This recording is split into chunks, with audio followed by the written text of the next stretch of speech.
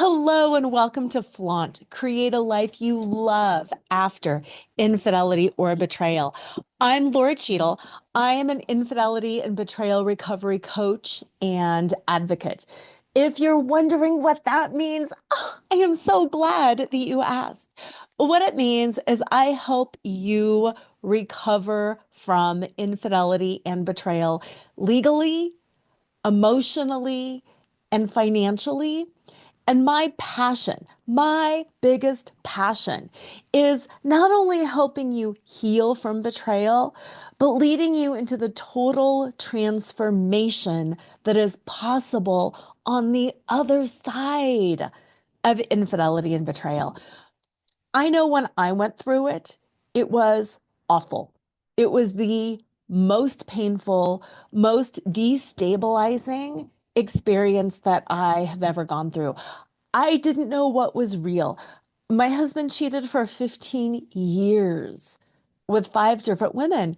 And when I found out, I had the whole sensation that I didn't know what was real. There's that movie, The Truman Show. I really felt like I was in The Truman Show, that somebody was going to come around a corner somewhere and be like, "Oh yeah, this is all fake and your entire life and your family and your friends and your career and yeah, none of that's real." It was so destabilizing and so painful, and I know that you get it. But here's the thing about that. It was so destabilizing and so painful that I realized I had no other option except to completely transform. I want to say that again. I had no other option than to completely transform because it ruined everything. It shattered everything so deeply. And I was not willing to go back to that same life. I wasn't willing to go back to that same life that had been broken like that. I wasn't going to go back. There was nothing that I wanted from that experience, either internally or in my world. I wanted to take the pieces that were meaningful and I wanted to move forward in an entirely new way.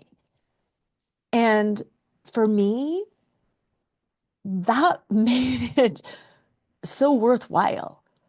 And I hate to use that word worthwhile because I'm not a sugarcoater. I'm not going to sugarcoat it and be like, "Oh my God, it's the best thing that ever happened." Because it wasn't. It was the worst thing that ever happened. But the result that came from it has been enormously positive. And I wouldn't trade the woman that I have become because of that experience for anything. And that's why I'm really, really passionate about what I do. Because what I want for you is for you to not go back either. Whether you're with your partner or you separate is completely immaterial. What matters is that you have rebuilt yourself completely from the ground up, from the inside out, that you're not patching over stuff. You are consciously creating and co-creating yourself and your life in a way that you really never had the opportunity to do before. Because if you're anything like me, most of us just build our lives kind of by default. You go to school, you meet people, you get a job, you have a family, and you're just always kind of catching up. Like you create little pockets and little things, but you don't just design a whole life. And when you go through betrayal, you really do have that opportunity to redesign your whole life. And that is what I am into. But before you can redesign your whole life, you know what you have to do? You have to get through the first 30 days. And that's what today's episode is about. Today's episode is about the first 30 days after discovery, what to do and what to avoid. And I have what, 6 pages of notes here? because there's a lot of really good stuff here. And there's so many misperceptions, I guess. I don't want to say like lies, but there's misperceptions around infidelity out there. And in those first 30 days, it's really easy to get stuck. It's really easy to be like, oh my God, I read this article and they said this, that, and the other thing, and to believe it. Or to get onto those infidelity forums on Facebook and see what happened in other people's world. Or to post your question, and then to have all these people answer. And then it like becomes this self-fulfilling prophecy because I read it, I believed it. Because this happened to other people, I believed it for me. And the thing is, what other people have happen, it can give you some insight, but they're not you. Their spouse is not your spouse. Your relationship is not their relationship. And it's really important, especially these first 30 days, is to get really, really clear about yourself and what it is you want. Because here's another thing that nobody tells you. You don't have to stay stuck. There's so much out there about betrayal breaks you and betrayal shatters you and it's never going to be the same again. And it's like, yes, and you're only telling half the story. You don't have to stay stuck. Just because this happened doesn't mean you have to be this bitter woman for the rest of your life. You do not have to spend years in therapy. You do not have to wait for your partner. You don't have to wait to get clarity. You don't have to wait for him to change. You don't have to wait until you get closure. You don't have to sit around wondering if you're ever going to feel like yourself again. Especially in the first 30 days, it's really vitally, excruciatingly important to do what you can do to reclaim your power, to reclaim your agency, to reclaim your sense of sovereignty. And yes, in the first 30 days, when you are the most wounded, when you are the most bloody, when you have been filleted open, it's vitally important to take some steps to reclaim your power. And that's what I'm going to show you exactly what to do to avoid. I'm going to show you what to avoid, and I'm going to show you what to do the first 30 days. Okay, we're going to talk about how to stabilize your emotions and your body when you feel like you're spiraling.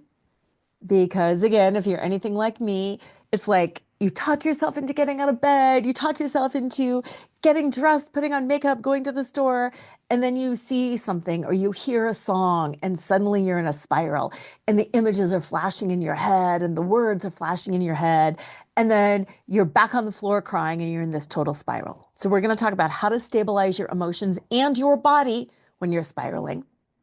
We're also, very important, going to talk about what not to do so you don't end up making choices that you will regret later. And like I talked about, reclaiming that sense of sovereignty, we're going to talk about how to take back control of your life in 3 key areas. Legally, I am a lawyer. We're going to talk about how to take back control of your life legally, emotionally, and spiritually. And you know, when you hear about betrayal recovery, a lot of people talk about it in terms of emotional recovery, and that is a piece of it. But I also feel like it is vitally important to get that legal aspect of things in and to get that spiritual piece in, especially right at the beginning. Maybe it's my background as a lawyer. Maybe it's the fact that I channel and I'm very connected spiritually. But those 2 aspects for me and for the hundreds of women that I have worked with are the key transformational pieces that actually help them move forward much more quickly. Okay, so before we go on to section 1, which is the immediate aftermath, what not to do, I want to remind you I want to say that recovering from betrayal is not about fixing him. Recovering from betrayal is not about saving the marriage. From betrayal is not about keeping the family together. Recovering from betrayal is about reclaiming you. Recovering from infidelity 100% is about reclaiming you. When you reclaim yourself, then you are better equipped to save the marriage or save the family if that's what you choose to do. You are better equipped to support your partner on his healing journey if he is interested in healing. But it all comes back to you and to reclaiming you and yourself. And for me, that was really, really hard. I'm not going to lie. For me, that was hard because my husband had a background in trauma. Most cheaters have a huge background in trauma, by the way. Most of the people that I work with truly have got a partner who had a horrific childhood, who have had a lot of pain.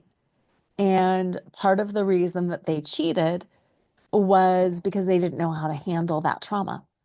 And cheating actually is a trauma response. And I've got some shows that talk about that, and I can talk about that in some future episodes as well. But even though the cheating is not about you, even though the cheating is about them and their trauma, it's not your job to fix them. It is not your job to fix them. I know in my marriage, I could see where my husband was out of touch. I could see where he was depressed. I could see where he was acting out. I could see where he was drinking too much, making choices that really didn't support him or me or the family.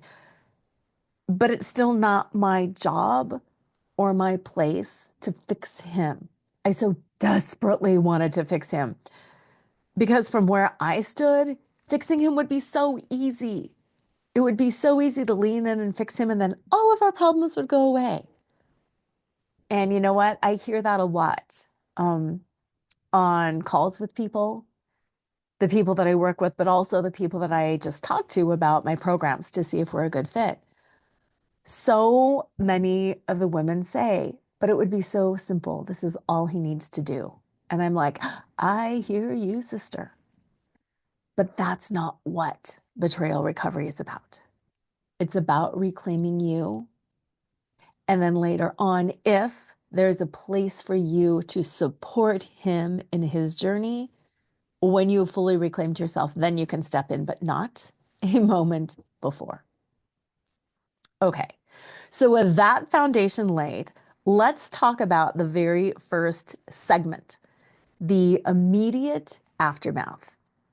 What not to do. Okay. My husband and I did an episode together on Trickle Truth. Whether you are still in the middle of Trickle Truth or you just found out kind of in a big bombshelly way, learning that your partner has cheated really sends you on an unbelievable roller coaster of emotions. It's complete devastation. There's rage, there's sadness, there's numbness, there's this sense of panic, there's obsession, there's like this bargaining. I would do anything to make it not true. I would do anything to forget. 1 minute you like hate them and you want to leave. You want to Lorena Bob at them. You want to do like all of these horrible things. You're like praying that they get in a car accident on the way home. You're just like so disgusted with them.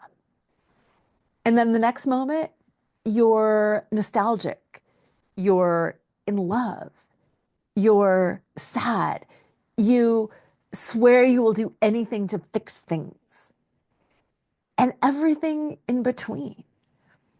And what I want you to know, first and foremost, is that roller coaster ride is normal.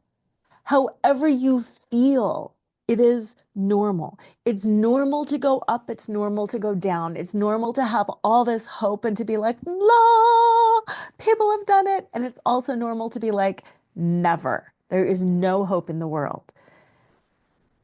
because it's a roller coaster, because it is an up and down, and because you know you are not stable, I think the number one rule of things not to do is do not make any decisions. Do not make any big decisions for those first 30 days.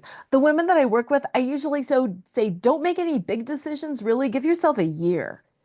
But in those first 30 days, do not make any big decisions.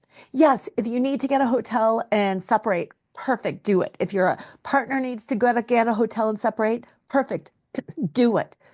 But don't leap. Don't file for divorce in the first 30 days. Don't do anything in a state of crisis. Don't quit your job. Don't tell people without a lot of forethought. Yes, it's important to tell your support people. It's important to tell trusted advisors, but you can't put this cat back in the bag. So blasting it out on Facebook might not be a great idea. Going to your partner's place of business and telling everybody everything might not be a great idea. Maybe at some point you're going to want to do that. I'm not saying don't do all these things forever, but in those first 30 days, please know you are on a roller coaster. Don't make any big decisions in that first 30 days. Plus, when you're on this roller coaster, you are triggered yourself. You are in a state of fight, flight, or freeze. And when you're in a state of fight, flight, or freeze, you are not in the prefrontal cortex, which is the rational, reasonable thinking portion of your brain. You are back in the amygdala, which is the survival portion of your brain, and you are not making good decisions. So just chill. Put some Band-Aids on some things for those first 30 days, but don't make any permanent decisions while you're in a state of crisis. The number two thing not to do, and I know you're going to disobey me on this one, but do not rely on the betrayer for truth or for closure. And I'll say more about that. But here's the thing.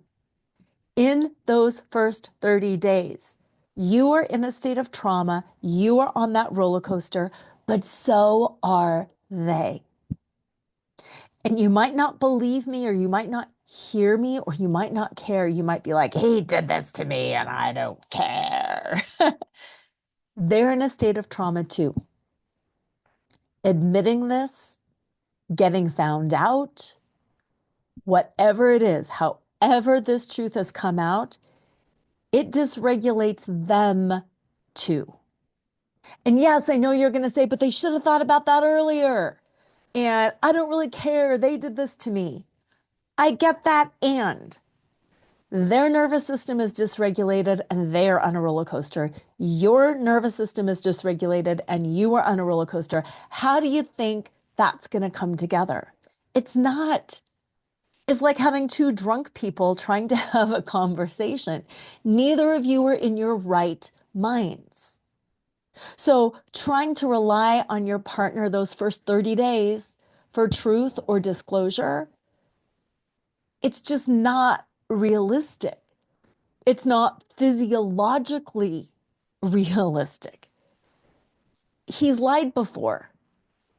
He's probably still lying to protect himself because he doesn't want to get caught. So then that whole game of telling more lies to cover the lies, and then I'm going to tell this one thing because it's truth, but then you forget what you've said and then it becomes convoluted. That's going to happen.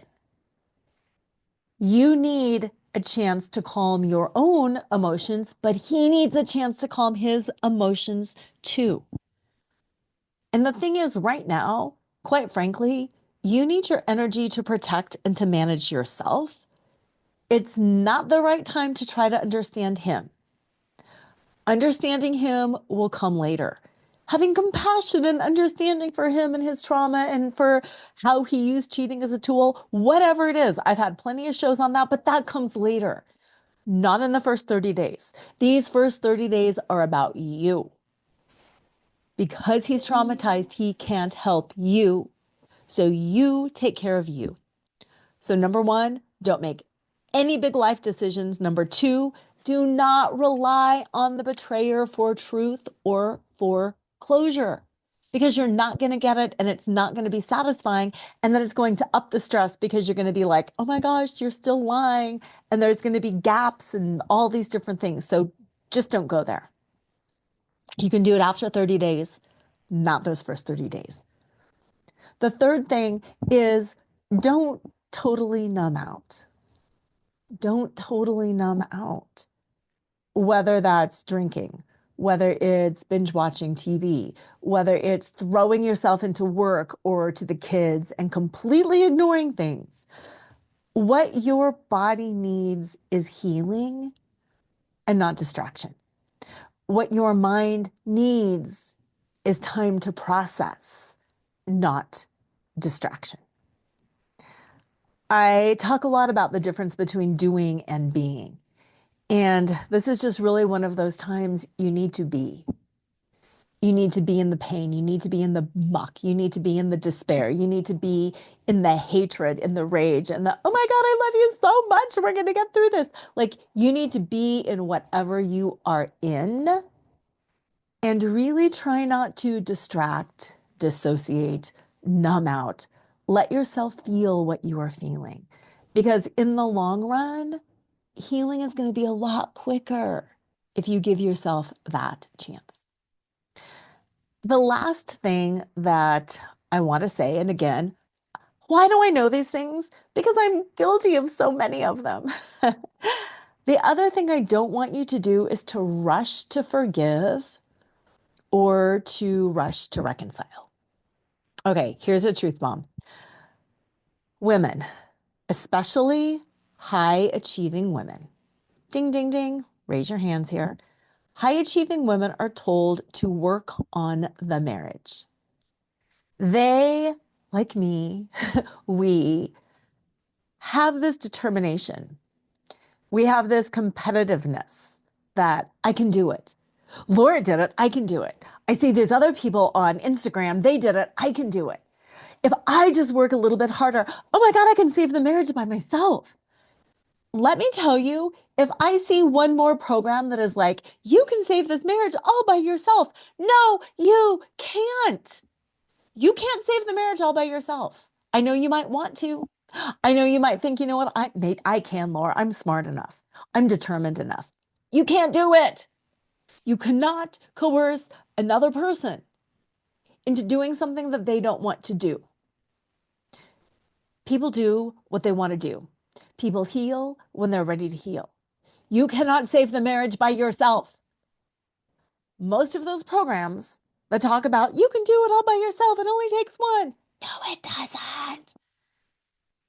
But a lot of those programs, what they do is they teach you to put up with stuff, or they teach you to disassociate and just to go take care of yourself. So great, I have saved the relationship by being independent in my relationship and not having a relationship. I've saved my relationship because I do everything that I want to do and I let him do everything he wants to do and we only come together. Is that a relationship? I mean, if that's the kind of relationship you want, have at it. If you want parallel lives, have at it.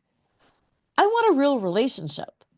I want a real deep, heart-centered, connected, committed relationship. And you know what? Relationships are going to have problems. There's going to be ups, there's going to be downs. I can't do that myself. You can't do that yourself. Bang head on keyboard right now. You can't save the marriage by yourself. So do not rush into forgiving. Do not rush into reconciling. I know you're a high achieving woman. I know you're a go-getter. I know you can do it. I know you can lean in and work on the marriage. I know you can learn all of these skills, but you deserve more. You deserve more. This isn't a marriage problem. This is a him problem. Let's truth bomb that for a second. This is not a marriage problem. This is his problem. He cheated. He cheated, not you. All of those programs that talk about you can do it yourself, that's implicitly blaming you. You can do it yourself because, parentheses, you were the problem in the first place. No, you weren't. This is not your problem. This was not your problem. This is not a marriage problem. This is him and his problem. You need to focus on you. It's not about forgiving. It's not about reconciliation. It is about you. So those are the first 4 things that I want you to focus on not doing. No major changes. Do not rely on the betrayer for truth or for closure because you're going to be disappointed. Don't numb out, feel your feelings, and do not rush to forgive or to reconcile or to save the marriage on your own. For God's sakes, do not do that. Climbing off soapbox right now. Okay, the second segment that I want to talk about, because we talked about what not to do, and yes, I did them all. I did them all. The second segment is what to not, or what to do, what you should do to regain stability is the second thing that I want to talk about. So we know what not to do. Now, what you should do is regain stability. I want you to think about a boat. I love boat analogies. If you were in a boat, whether it's a kayak, whether it's a rowboat, whether it's a bigger boat, and the boat starts rocking, everybody in the boat is in danger of falling in. The very first thing to do when a kayak or a boat starts rocking is to stabilize the dang boat so you don't go overboard, right? It makes sense. You regain stability. If you're in a kayak and it's rocking and all of these things are happening, you don't apply your sunscreen. It doesn't matter. Do not apply your sunscreen. Stabilize the boat. Then you can apply the sunscreen. If the boat is rocking and you're about to fall out, it's not a good time to pull out lunch and eat. Stabilize the boat. Then you can pull out lunch and eat. Everything is secondary. A sunburn is secondary. Being hungry is secondary. Being thirsty is secondary. Returning a phone call is secondary. Number 1 priority is stabilize the dang boat. Stabilize the dang boat. So that's what your goal is for those first 30 days, is to regain stability. Okay. How do you regain stability? You might be saying, but Lora, you were just saying how horrible this is. How can I regain stability when I am on a roller coaster? I will tell you how. I've got 3 steps. Number 1, the number 1 thing to do to regain stability, to balance out that boat so you can do everything else, is to regulate your nervous system. 2 tools. The 2 best ways that I have found to re-regulate the nervous system are somatic healing and hypnotic meditation. And I will say more about those, but let's talk about the nervous system. Betrayal is trauma. Betrayal trauma. Betrayal is trauma. Whenever a body is traumatized or stressed, it goes into a state of fight, flight, or freeze. Some people say fight, flight, or fix. And I really love that because I think for many women, myself included, we tend to fix. This is kind of what I was talking about earlier, being the smart, high-achieving women. We're like, I can fix that. I can do that. I got that down. I can manage all these things. I can fix it. Yes, and that's a trauma response. Fight, flight, or fix is a trauma response. When you learn of your partner's infidelity, it puts your body into survival mode because it is survival mode. The fabric of your life, your relationships, where you live, finances, the stability of your family, your health, your relationship, your support system, it's all gone. That rug has been so pulled out from under you. You are in trauma and your body is in survival mode. Part of the reason that I said don't make any decisions is because when you're in survival mode, you can't think clearly. You have to reset your nervous system in order to feel safe. And you know what? You have to reset your nervous system time and time and time again. It's not like, well, I did a hard restart on a Monday morning, so I'm not going to have to do that again until the next Monday. No. Early on, you need to reset your nervous system often. One of the tools that I use is somatic processing.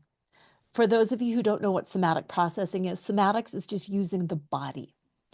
Our body houses us, our nervous system, our, our thoughts, our feelings, our everything. We are our body.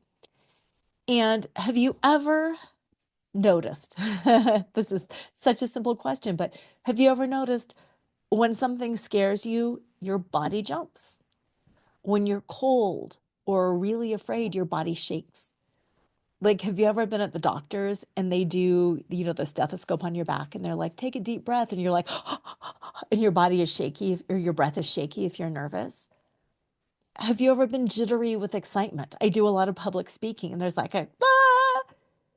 Our bodies reflect our emotional states. So if we're tired or cold, we shake. If we're hungry and we have low blood sugar, our body wilts. Our body is a reflection of our emotional state. What is so incredible about somatic healing and somatic processing is instead of just addressing the emotional state, which can be hard, we can go at it in reverse.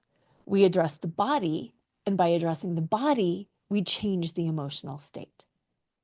Just like our emotions change the body can change the emotion. Pretty amazing, right?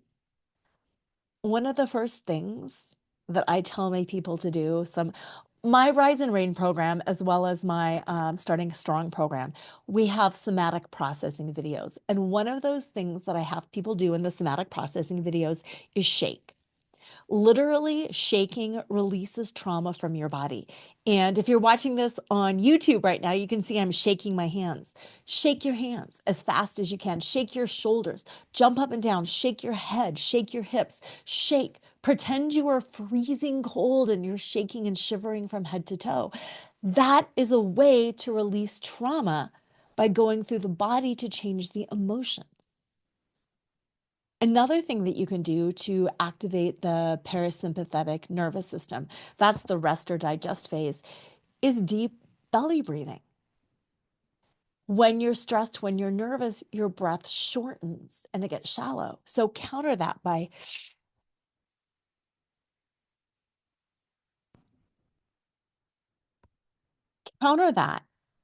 taking deep belly breaths.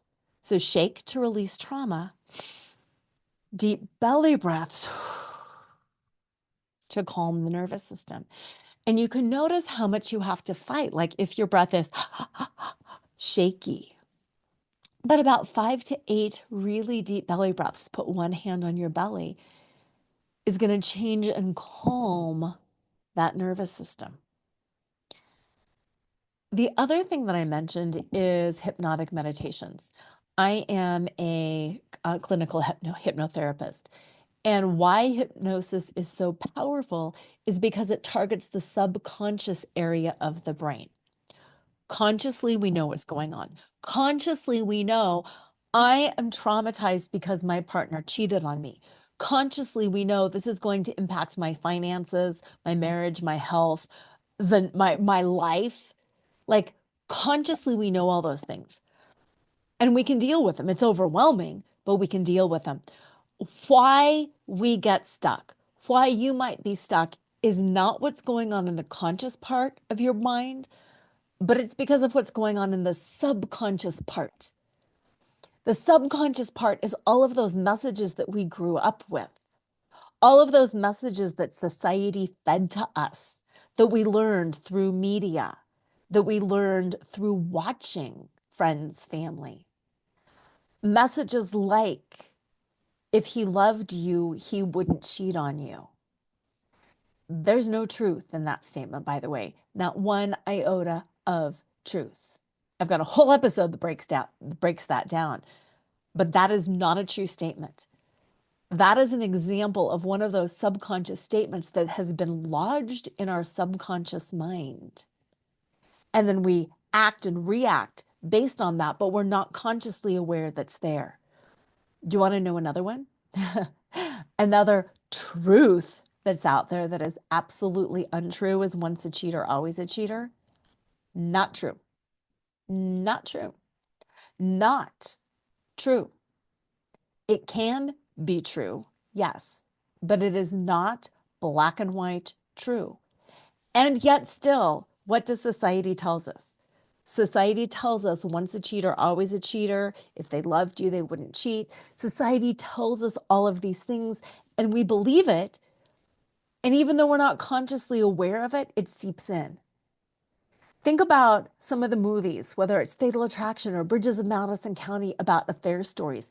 We have these beliefs about affair stories that they're tragically romantic. We have that it's the best sex ever. We have all of these subconscious beliefs about affairs that are not true. The only way to get access to the subconscious is through dreaming and through hypnosis. So when we go through the subconscious, dreaming, you can just vent things out. That's why sometimes even if you have a horrible dream, you feel better the next day because you're like, whew, got that stress and anxiety out of here. Clinically, using hypnosis in a clinical way helps you uncover those beliefs so you can challenge them with the rational portion of your mind and so you can rewrite that script in your brain. So if you're stuck, it's going to be a subconscious belief that needs identifying, that needs pulling out, and that needs rewriting. So, number one way to calm and re-regulate your nervous system: somatic processing and hypnosis. I'm pausing because I said the number one way. The number one thing to do is to re-regulate your nervous system. The top two ways to do that are somatic healing, somatic processing, and hypnosis. Okay.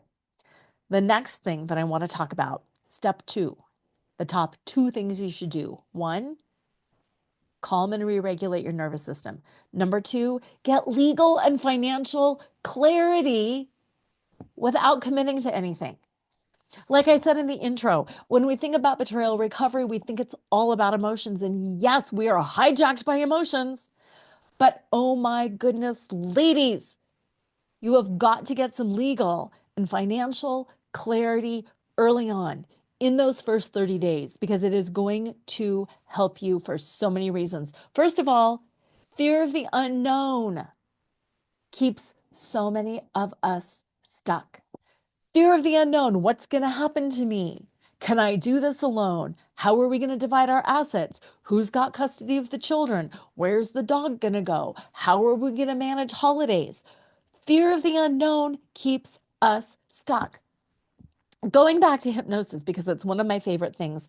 Did you know that the brain registers all things known as positive? What is known? Everything that you've done is a known. Even if it's negative, the brain sees it as a positive. So if somebody hits you and you survive, that's a negative. But your brain says, positive, I've been hit and I can survive. It's a positive, it's a known, so I accept it. The brain sees all unknowns as negatives. It sees all unknowns as threats. Healthy, loving relationship with the love of my life where I'm honored and respected, haven't had that. Clearly, the brain sees that as a threat because it's an unknown. It's positive, but the brain sees it as a threat because it's an unknown. So, abusive, physically, mentally abusive relationship, known, brain says we can do this again. Healthy, strong, loving, respectful relationship, never had that. The brain is going to say, fear, never been there, don't know if we can survive that one or not. Hypnosis helps you get to the bottom of that. So this is in the legal section because the fear, maybe I've never, supported myself fully. Maybe I've never bought and sold property on my own. Maybe I've never maintained cars on my own. All of this fear of unknown. What is it going to look like in a divorce? How will the assets get divided? What about retirement? When you know what's happening, that fear of the unknown dissipates. Could it still be a tough transition? Sure could. But you're not going to allow that fear of the unknown to keep you stuck. Even if you have no thoughts of separating or divorce, I encourage you to Meet with me and have a legal consultation. Meet with an attorney, have a legal consultation. Do some research. Talk about what will happen so you know.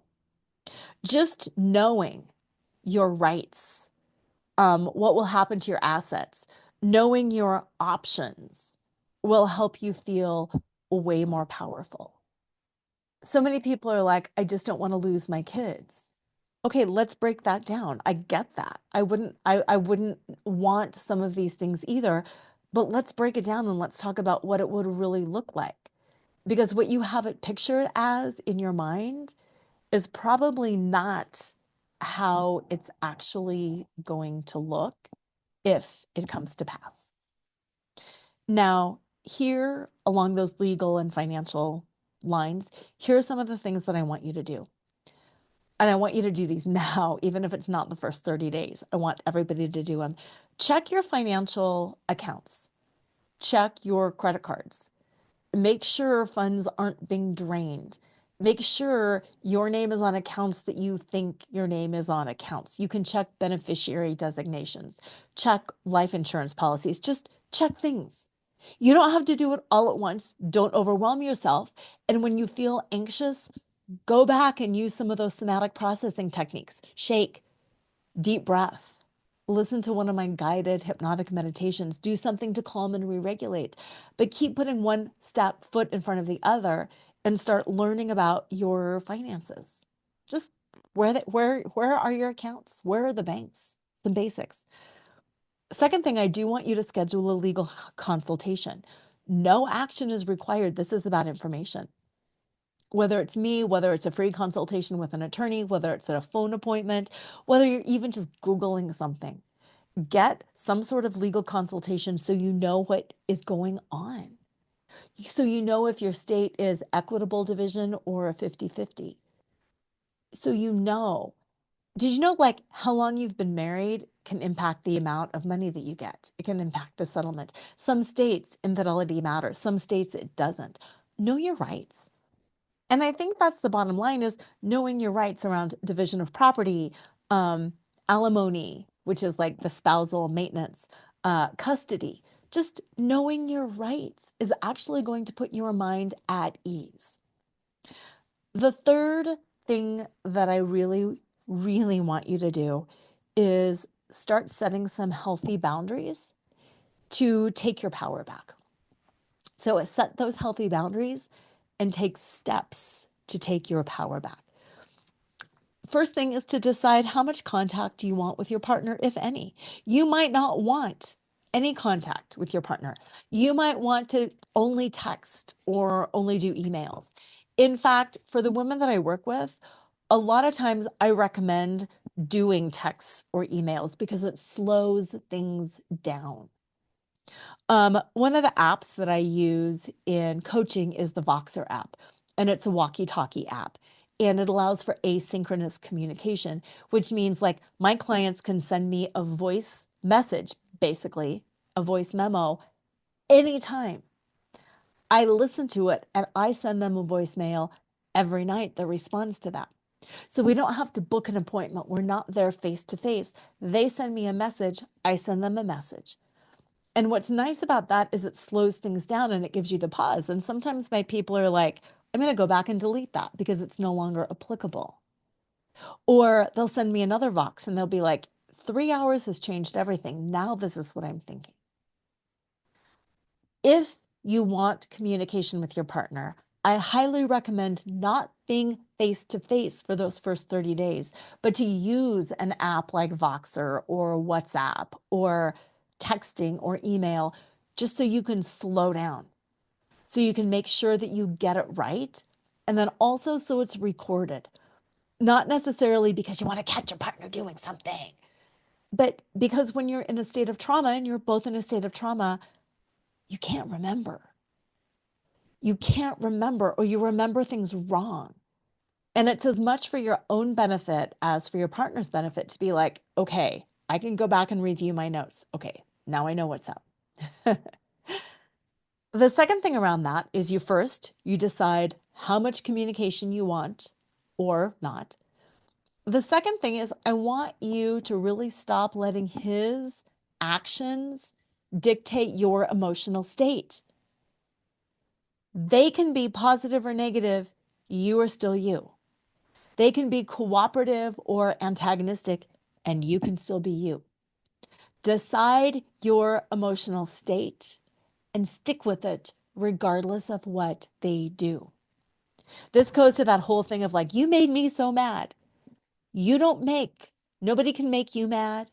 You can't make anybody else mad. We are all responsible for our own emotional state. If I get mad in response, it's on me. If I get frustrated in response to you, it's on me. So stop letting your partner's actions dictate your emotional state. And this sounds so easy. During my 6-month coaching, like we work on this for 6 months and you get so much better at it. You get to the place where you're like, I don't care if it's at work or if it's at my kids. Nobody can disrupt my happiness. But it's still hard and it still takes practice. But start now, especially now. Otherwise, you are going to be pinging high and pinging low, and it's already a very, very volatile time. The third thing is I want you to know that you hold all the cards in this moment. You will not always hold all the cards, but in this moment, you do. So I want you to be very clear and you start setting the rules. This is where your power begins, right here, right now, today. Set the rules. Set the rules for whether you want coaching, whether you want therapy, whether you want them to go to a 12-step program. You set those rules. You set the rules. Communicate. I'm not saying your partner is going to say yes and acquiesce to everything, but I want you to practice setting the rules. Okay? The third thing that I want you to do is to consciously choose to start the healing process. And that's this third segment of the show today, is talking about the healing process. But we don't just heal. Healing doesn't just magically happen after 30 days or after 2 years. You won't heal if you just ignore it. Time does not heal all wounds. Healing is a conscious choice. And what I want you to do is choose to heal. You're not choosing how or when or any of that, but just choose to heal. I choose to heal. Declare that to yourself. Write that down. I choose to heal. I choose to go beyond healing. I choose to thrive. I choose to transform. What do you choose? Claim that for yourself. Sometimes I don't work with people who are only like, I just want to survive. I just want to heal. Good. That's your starting place. Where else do you want to go? Oh, I don't know. That's it. No, no, no, no, no. You've undergone a major, cataclysmic, catastrophic event in your life. Oh my goodness, take it and write it and run with it and make this extraordinary. Choose to heal and choose to transform. So, yes, we're talking about the first 30 days, and you can't transform in 30 days. You can't heal in 30 days. What I want you to do in that first 30 days is choose to start to heal.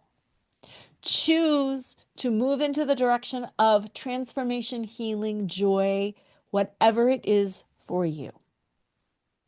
It's after the first 30 days, after this first initial shock, that the real healing begins.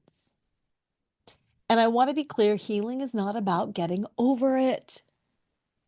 You will not get over this. It's about rebuilding yourself. 2 parts of rebuilding yourself. The first part, we've touched on this earlier, but it's about understanding your trauma response. Fight, flight, freeze, or fix. Sometimes people call it fawn. Are you a fighter? When you're in that rage, obsession, I'm going to call the affair partner, I'm going to call their husband, I'm going to da da da, I'm going to, that is really you needing control. Understand that the fight response is about needing control. Affirm for yourself. You do a lot of journaling. I need control.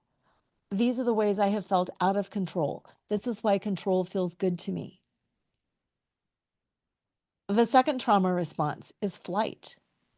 That's overworking, that's avoiding, that's running away, that's sweeping it under the rug.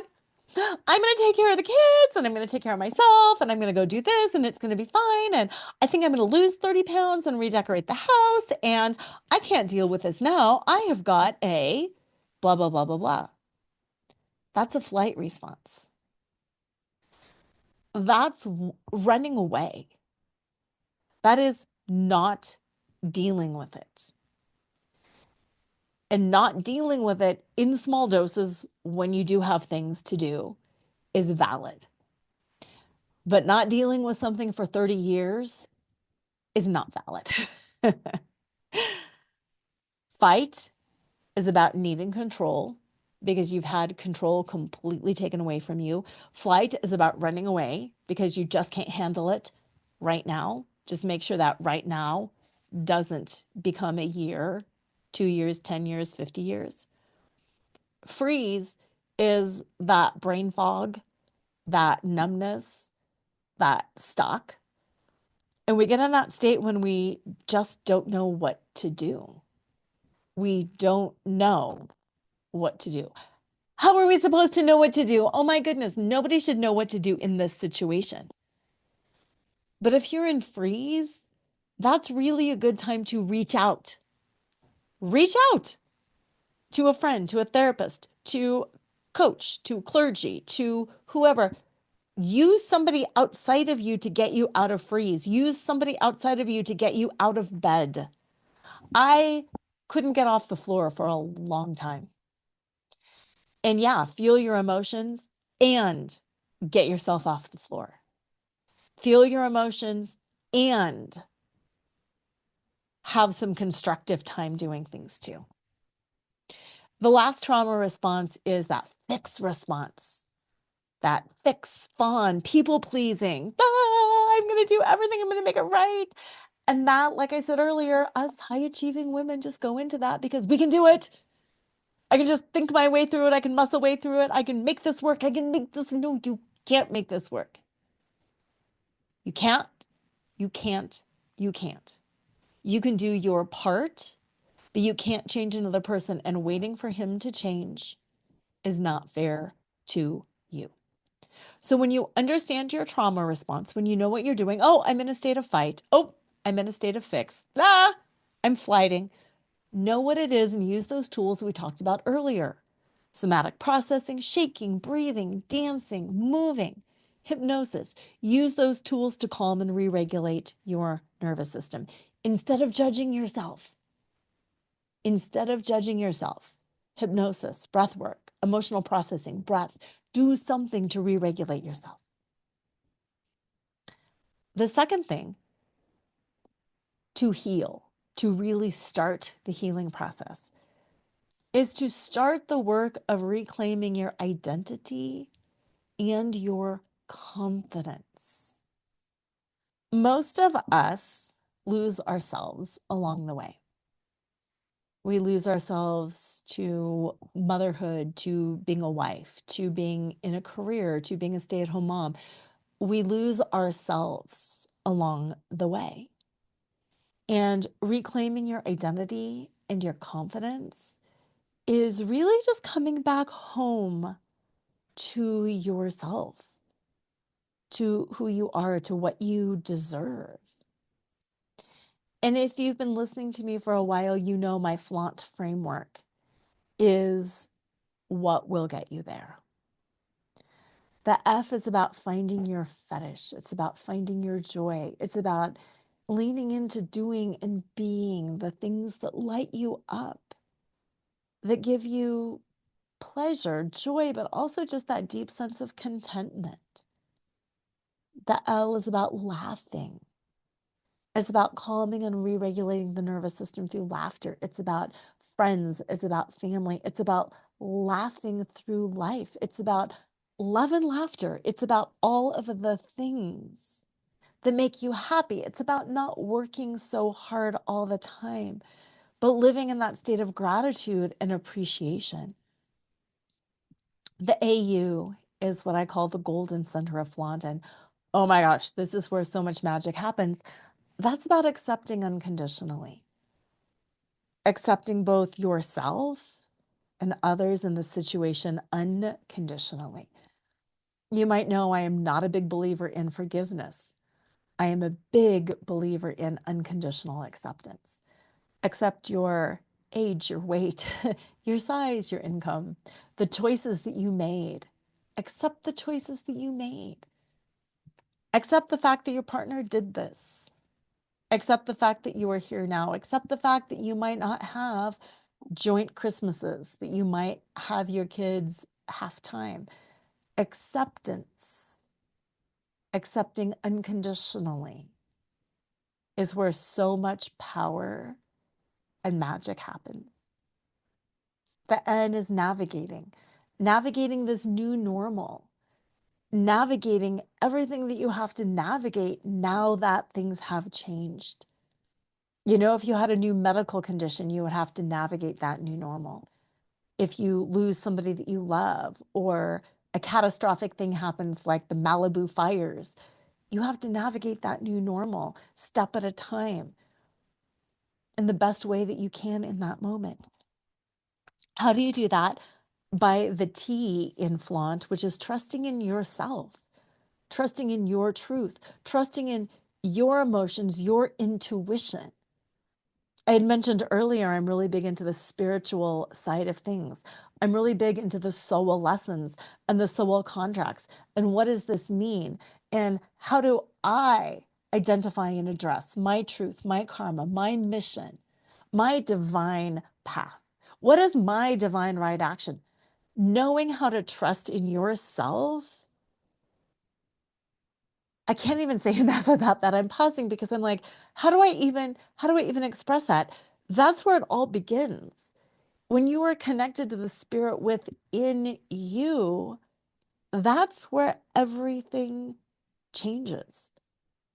Because you're no longer reliant on other people's truths or lies. You can assess it all for yourself, and you know that ultimately you will always have your own back because you're always divinely connected and supported, because you are living your truth.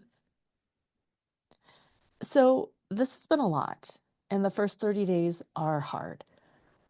What I want you to take away from today's episode is, first, you don't have to have all the answers right now. You're not supposed to have all the answers right now. It's okay not to know. The second is, you don't have to fix the relationship today, even if that is your deepest passion, to fix this relationship, to really, really go deep and recreate anything. That's not something you're going to do today. But the third thing is, you do have to take care of you. It is all about you. You do have to take care of yourself. You have to heal yourself, which means learning how to re-regulate your nervous system. It means practicing and practicing again and trying tools and trying other tools and working with people and sending me a Vox and being like, oh my gosh, Laura, let's do another tool in our next session because I'm struggling with this. But it means learning how to grow up and regulate your own nervous system. It means, again, growing up. And I mean that in a loving way, not in a condescending way, but understanding your legal and financial obligations in your situation so you never feel trapped. I mean, I'm embarrassed to admit, but there were so many things I'd be like, I'll let him deal with it. Taking care of yourself means understanding legally, financially, so you know what's going on, so you're not trapped, so you know exactly what you need to do. And then the third thing that means is choosing to heal, and choosing to heal on a deeper level, choosing that path, not just emotional healing, mentally healing, spiritually healing, even healing on an ancestral level. It means choosing your highest soul's path. because you deserve way more than survival. You deserve to rise. You deserve to rebuild. You deserve to reclaim your power. As you probably know, I've got my amazing betrayal recovery guide. Go to betrayalrecoveryguide.com and download it for free. There are 5 different tools in there that will help you do everything that we have talked about. If you want to work with me one-on-one, I would love nothing more than to guide you through this process and to lead you out on the other side, transformed, powerful, confident, clear, and most importantly, joyful. Have an amazing week. I really look forward to seeing you next time. But for now, always remember to flaunt exactly who you are, because who you are is always more than enough.